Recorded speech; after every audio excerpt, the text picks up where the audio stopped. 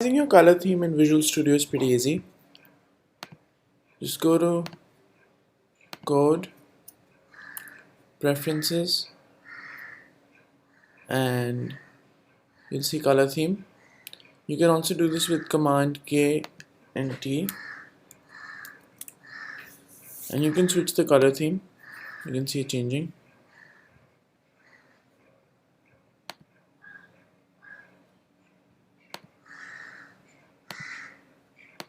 That's the default. If you need to switch to the default, remember you can go to dark plus default. Themes, just go to extensions and type theme, and maybe install a new theme.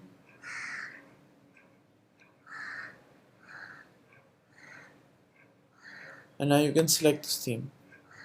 So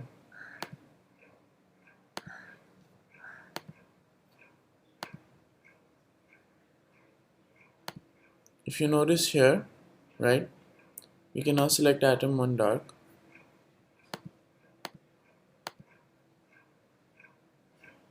It uses the material theme. So once you've installed this, Code, Preferences,